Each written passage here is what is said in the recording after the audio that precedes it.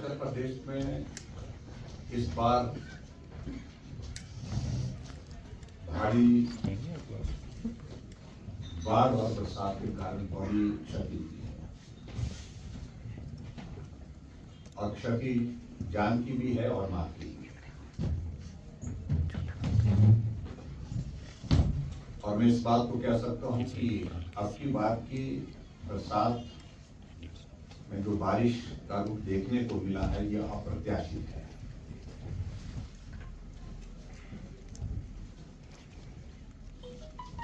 लगभग 170 से ज्यादा लोगों की जान गई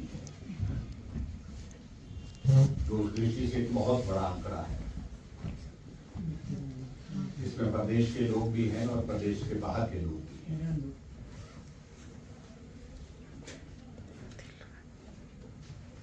और इस बरसात के कारण जो इंफ्रास्ट्रक्चर को जो डैमेज हुआ है उस क्षति की पूर्ति करना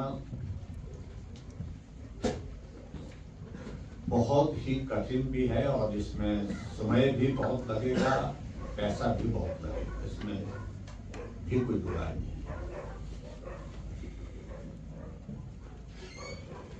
हिमाचल प्रदेश में हम विपक्ष में हैं और विपक्ष की ओर से हमने पहले दिन से ही बड़ा स्पष्ट किया इस संकट के क्षण में हमारा सहयोग पूरी तरह से सरकार को मिलेगा।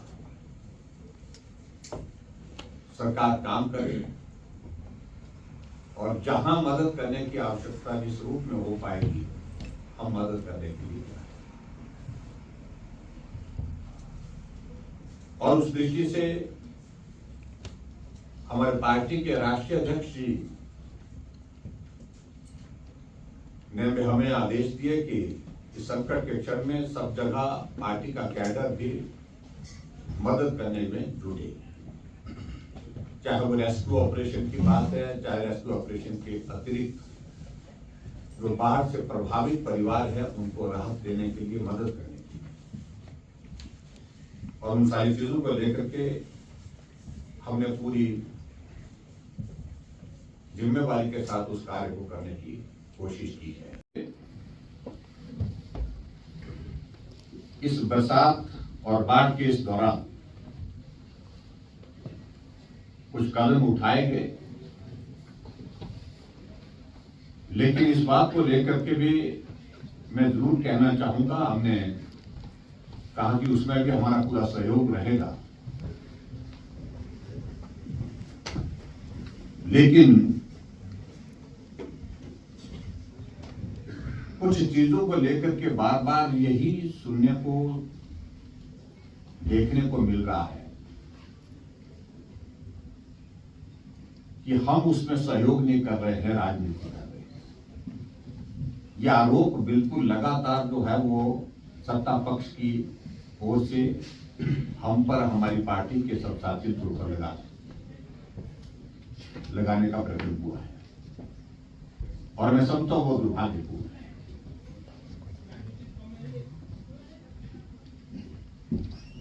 देखिए, मैं बेसिक चीजों को लेकर के 2-3 चीजों का जिक्र करना चाहूंगा। इस हिमाचल प्रदेश में मुझे भी 5 वर्ष बतौर मुख्यमंत्री काम करने का अवसर प्राप्त हुआ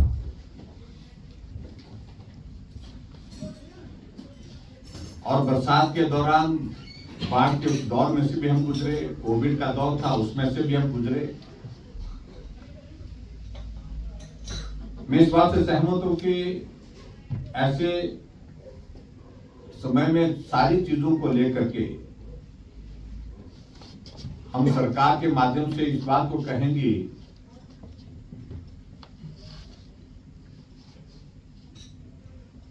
कि हम बेहतर कर रहे हैं, ये कभी संभव नहीं हो पाता है।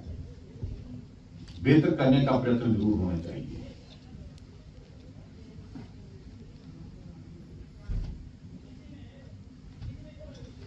हिमाचल प्रदेश में एक व्यवस्था, स्थापित व्यवस्था पहले से रही है जिसको हमने 5 वर्ष तक चलाया और उसके अंतर्गत हिमाचल प्रदेश में 3 महत्वपूर्ण जो दौर आते हैं एक कैलेंडर ईयर में।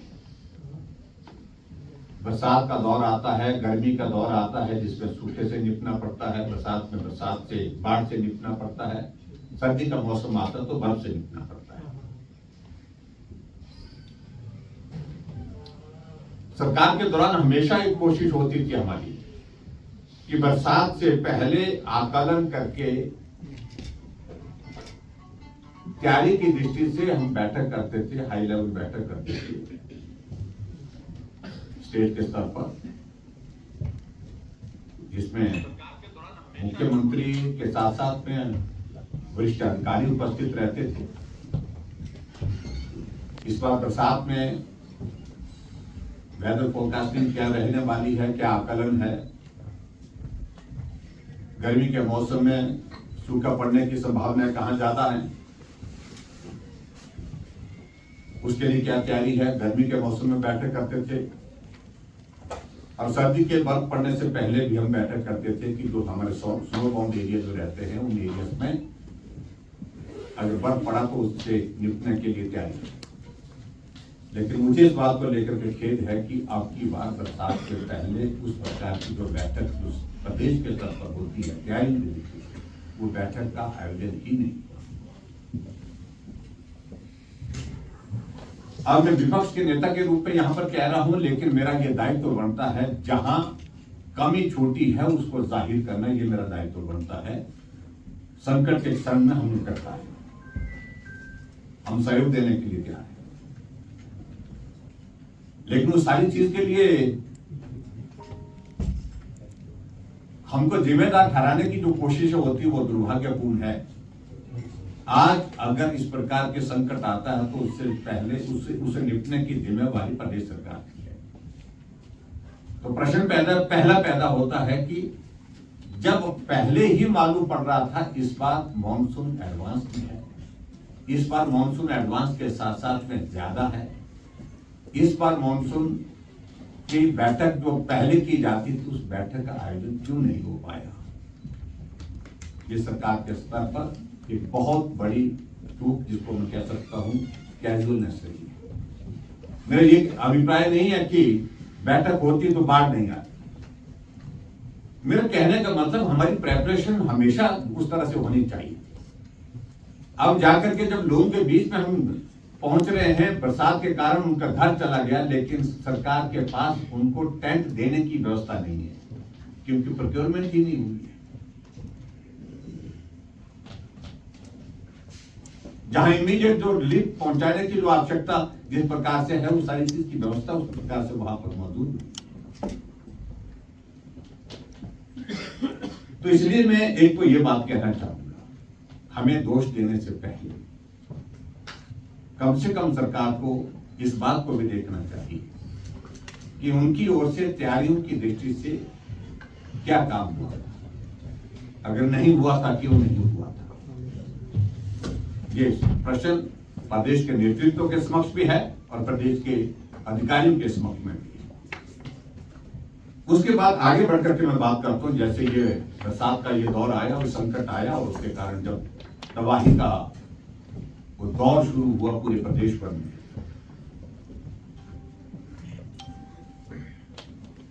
विपक्ष की ओर से हमने तुरंत केंद्रीय गृह मंत्री जी से बात की, पार्टी के राष्ट्रीय अध्यक्ष जी से बात की। तो नुकसान बहुत ज्यादा हुआ है, मदद की जरूरत है। और मैं इस बात के लिए धन्यवाद करना चाहूंगा प्रधानमंत्री जी नरेंद्र भाई मोदी जी का, गृह मंत्री अमित शाह जी का और भारतीय जनता पार्टी के हमारे राष्ट्रीय अध्यक्ष जगत नड्डा जी का। हमने तीनों जगह बातचीत की, बातचीत करने के बाद मदद की शुरुआत की केंद्र की ओर से। और उसके पश्चात हमें यह भी लगा कि बातचीत करने से सिर्फ यहां से संभव नहीं है, हमको स्थिति को अवगत करवाने के लिए दिल्ली जाकर के बात करनी चाहिए। मैं व्यक्तिगत रूप से हिमाचल के लोगों की उस पीड़ा को आदरणीय गृह मंत्री जी से साझा करने के लिए दिल्ली गया, दिल्ली उनसे बातचीत की, विस्तार से जानकारी दी और मदद की बात की। पार्टी के राष्ट्रीय अध्यक्ष जगत प्रकाश नड्डा जी से भी हमारा दिल्ली जाकर के मिलना हुआ, उनको भी जानकारी। आदरणीय गृह मंत्री जी ने तुरंत जो है वो पहली किस्त जो है वो राहत के रूप में हिमाचल प्रदेश को जारी की, 182 करोड़ रुपए। और उसके पश्चात जब हम मिले तो उन्होंने कहा कि मैं कल ही कोशिश करता हूं कि दूसरी किस्त भी जारी हो जाए। मैं और जगत प्रकाश नड्डा जी, जो हमारी पार्टी के राष्ट्रीय अध्यक्ष हैं, वहां से हिमाचल प्रदेश में बाढ़ से प्रभावित इलाकों में दौरे के लिए निकले। मंडी में गए, कुल्लू में गए, मनाली गए, और दूसरे दिन दूसरी किस्त भी केंद्र की ओर से जारी हुई। लगभग उतनी ही किस्त जितनी पहले दी थी, लगभग दोनों को मिलाएं तो लगभग 364 करोड़ रुपए हिमाचल प्रदेश को केंद्र की ओर से मदद के रूप में जारी किया गया। आमतौर पर जो रिलीफ की जो ये किस्त जो है वो जारी होती थी दिसंबर के लिए, क्योंकि जो सेंट्रल टीम जो वहां से विजिट करने के लिए आती थी वो अपना असेसमेंट देती थी। उसके बाद जो है नवंबर दिसंबर के महीने में ये किस्त जारी की जाती थी। और उसके साथ साथ मैं ये भी कहना चाहूंगा कि एनडीआरएफ की टीम, एयरफोर्स के हेलीकॉप्टर रेस्क्यू ऑपरेशन में जुटे और बहुत सारे लोगों की जान बचाई, चाहे वो चंद्रताल में फंसे थे, चाहे वो मनाली में फंसे थे, चाहे वो कुल्लू में फंसे थे, चाहे वो मंडी में फंसे थे।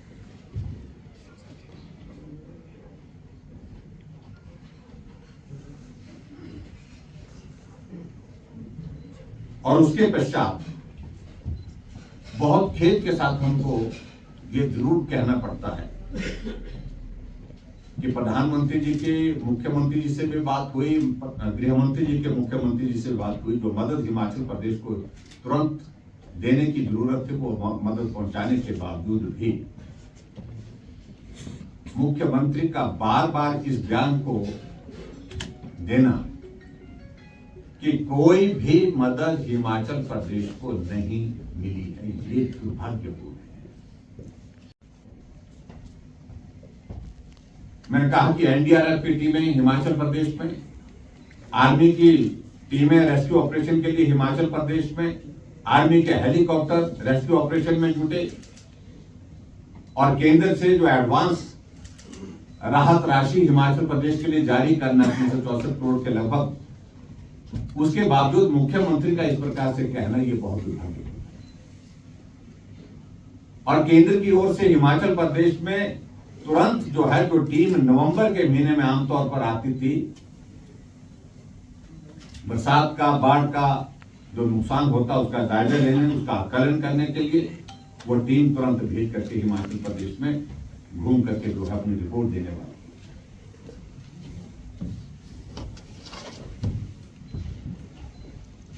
जब इस प्रकार की बात आती तो स्वाभाविक रूप से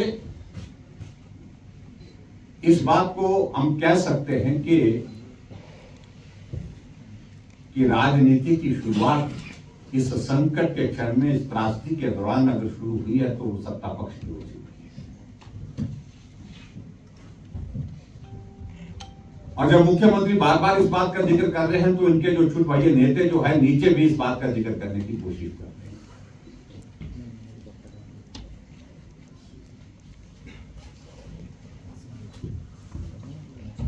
जो नुकसान हुआ है इस बार, जो इंफ्रास्ट्रक्चर को हुआ है, रोड इंफ्रास्ट्रक्चर, चाहे वो स्टेट हाईवेज है, चाहे नेशनल हाईवेज है, चाहे फोर लेन है, गवर्नमेंट बिल्डिंग है, प्राइवेट बिल्डिंग है, वो बहुत ज्यादा है।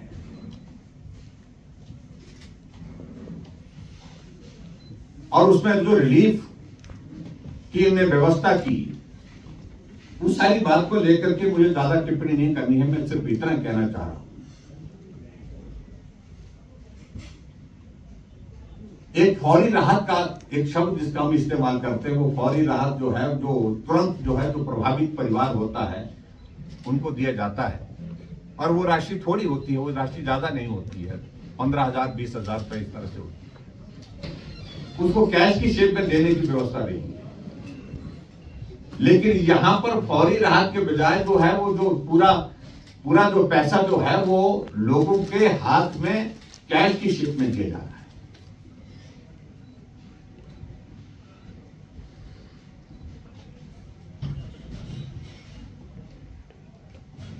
और कैश देने वाले कौन हैं? विधायक को समझ में आता है, कोई अधिकारी हो तो समझ में आता है, मंत्री हो समझ में आता है, लेकिन कांग्रेस पार्टी के पदाधिकारी फोटो खींच करके जो है वो कैश हाथ में लेकर के, जैसा कि वो अपने घर से उस पैसे को दे फोटो खींच रहे। विधायक का परिवार के सदस्य जाकर के इस प्रकार से वो पैसा बांट रहे।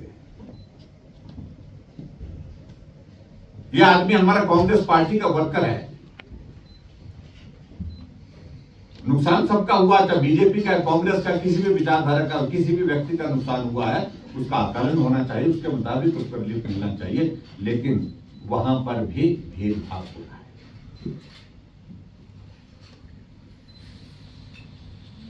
क्योंकि ये विपक्ष की भूमिका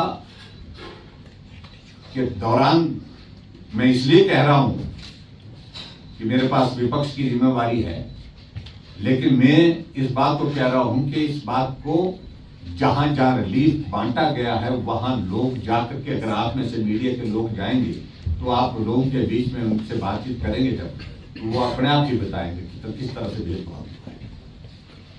बहुत सारे प्रश्न खड़े हुए हैं सारी चीज को लेकर।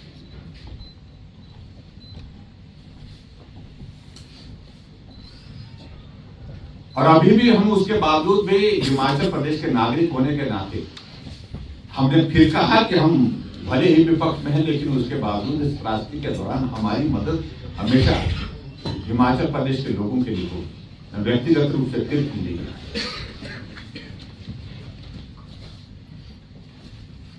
और मैं केंद्रीय मंत्री आदरणीय नितिन गडकरी से मिलकर के हमने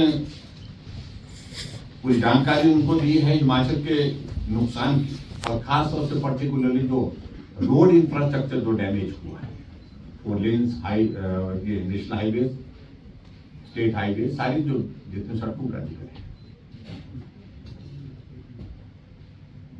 और मुझे इस बात को लेकर के संतोष है कि जब मैंने उनसे निवेदन किया, जब अधिकारियों के बीच में बैठ कर चर्चा कर रहे थे,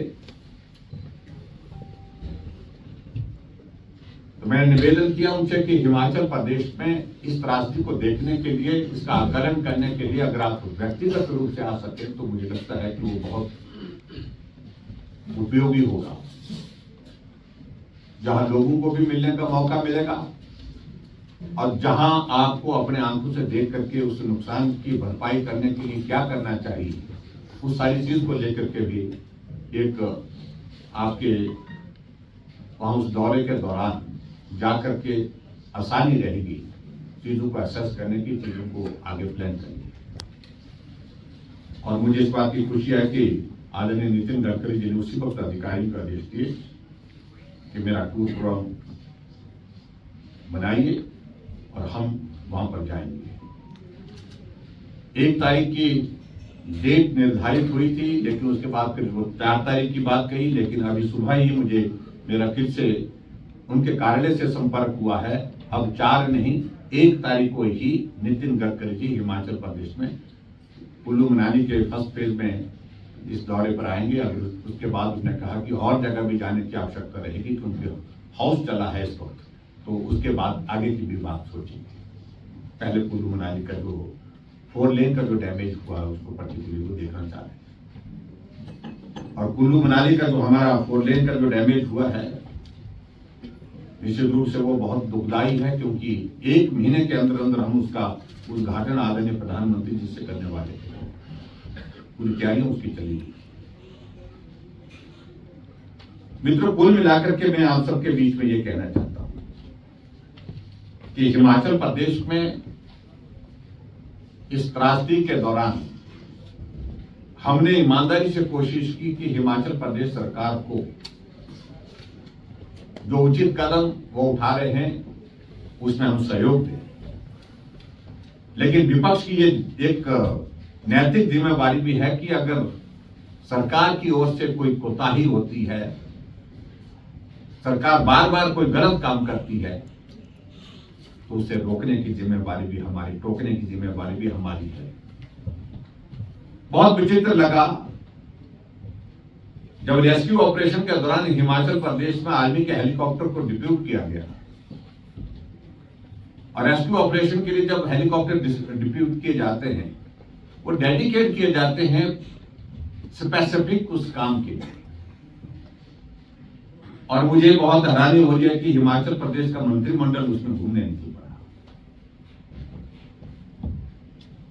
हमारे दौरान भी हिमाचल प्रदेश में रेस्क्यू ऑपरेशन के लिए हमने आर्मी के हेलीकॉप्टर की रिक्वेस्ट दी थी, हमने आर्मी के हेलीकॉप्टर मांगे थे और काम पे लगे, लेकिन ना कोई मंत्री उसमें गया, ना ही मुख्यमंत्री गया।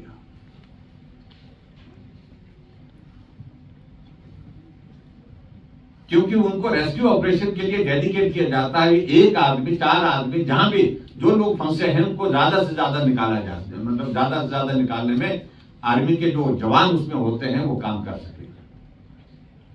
लेकिन यहाँ सेल्फी खींचते हुए मंत्री और सीपीएस उसमें दिखे, उनके जो एडवाइजर उसमें दिखे। हमें तो मालूम नहीं था, लेकिन जब सोशल मीडिया में उन लोगों ने सेल्फी खींच करके फोटो अपने आप डाल दिए तो जानकारी दी। मैं समझता हूं ये बहुत गैर जिम्मेदाराना काम किया है। और मुझे बहुत विचित्र लगा कि उसके बावजूद भी एक नेता जो है उसको जस्टिफाई करना, हमने अपनी जान को जोखिम में डाल करके बोलता वो काम किया। फिर किसने कहा था?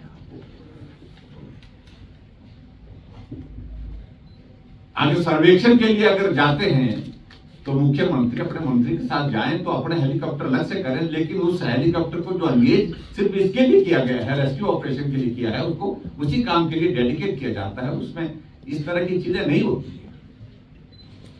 लेकिन कहा, बड़ा चित्त लगा, एक जगह तो कहा गया कि जब चंद्रताल में आर्मी के जवानों ने हाथ खड़े कर दिए तो हमने हिम्मत की बोलते।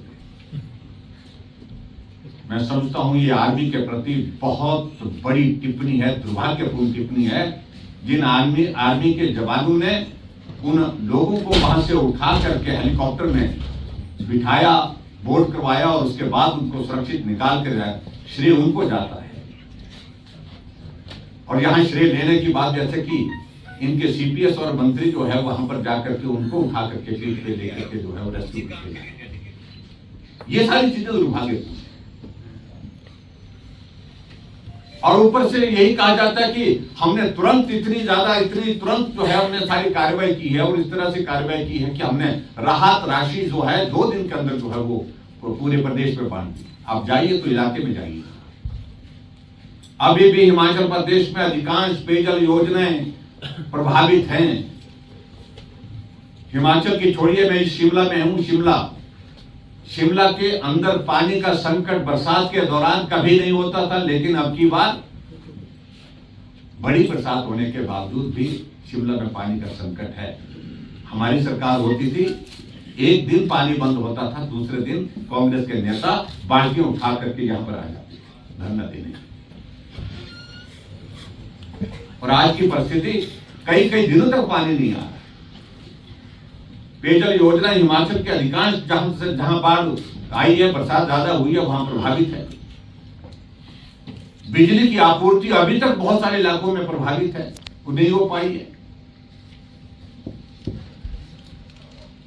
सड़कें तो बहुत बुरी तरह से प्रभावित है। एक तरफ से सेब का सीजन चल पड़ा, 80% सड़कें ग्रामीण क्षेत्रों की, जो पर्टिकुलरली जो झांसी एप्पल की क्रॉप हमारी मार्केट तक जानी है, वहां अभी तक खुली नहीं है, अवरुद्ध पड़ी है।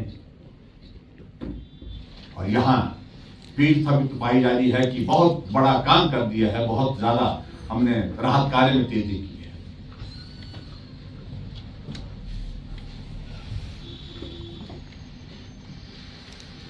और हिमाचल प्रदेश में टूरिज्म इंडस्ट्री जो है वो बहुत सदमे में है आज की तारीख में। जो होटलियर्स मिले, उनका कहना है कि 4 महीने की बुकिंग जो बिल्कुल पैक चल रही थी, टूरिस्ट डेस्टिनेशन धर्मशाला, मनाली, शिमला, डलहौजी सब जगह खत्म हो गई, रद्द हो गई, कैंसिल हो गई। बहुत बड़ी क्षति है।